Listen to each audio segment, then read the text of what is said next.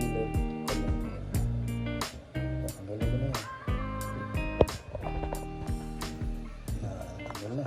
Ipit mo na dito. Okay na yan. Kahit hindi na matanggal na maigi, ipit mo na dyan. Yan. Lagyan mo siya ng... Lagyan mo ng ano doon.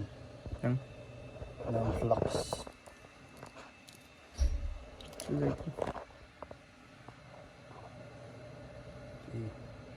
Tigas pala niya. Yan, okay na yan. Sige, pahid mo lang dyan. Itikit mo na yung panghinang dyan.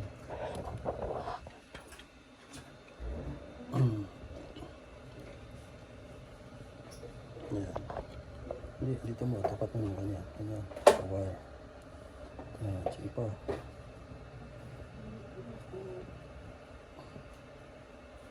Hanggang sa matanggal yan. Steady mo lang. Tutunawin niya yan eh. Dikit mo maigi. Ayan. Sige, dikit mo. Lagyan mo ng konting pwersa. Ayan. Dikit mo lang. Sige.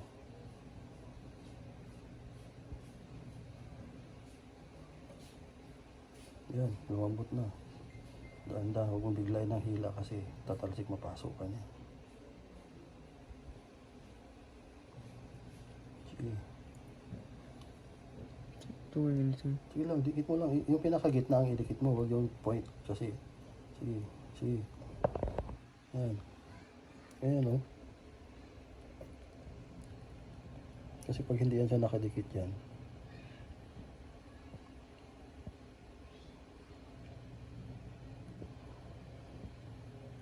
hindi yan matutunaw, teka.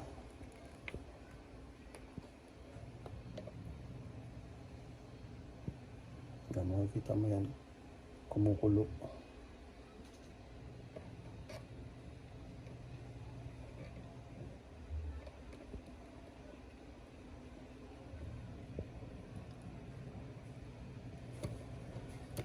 Oh, huwag mo hilahin na malakas. Tatalsikan yung mata mo. Lagyan mo ito doon. Yan. Tanggalin mo na yan. Pat mo na. Ito naman isa yung kakabit mo ngayon. Yan. This one. Lagyan mo muna ng ano to, flux. Yung dulo ng... Yan. Okay. Dikit mo lang siya dyan. Oh. Tapos, anuhin mo na. Kainitan mo na.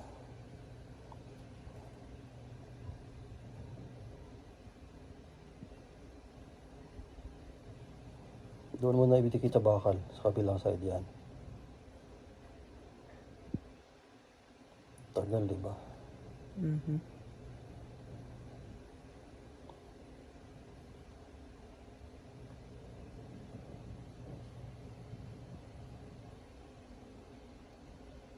Tagal.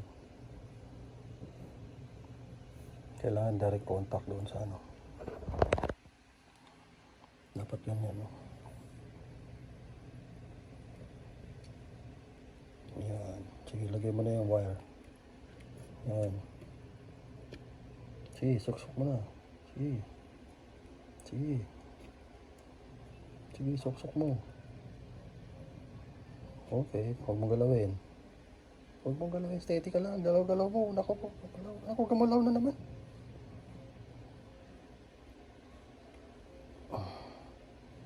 Hilaw yun. Yan, huwag mong galawin. Yan. It's hard to keep balance at one point. Kailangan para hindi siya hilaw. Ulitin natin. Tapos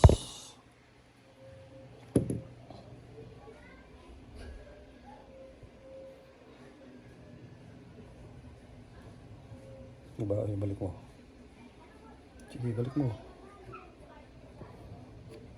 Yan. Naku, gumalaw-galaw. Naku, nanginginig.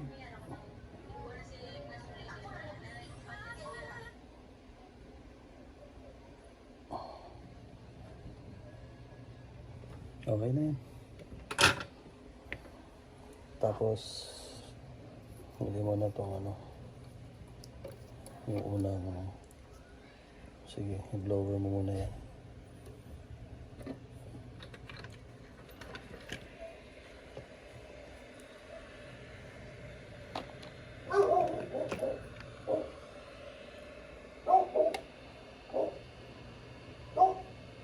Okay, tama na.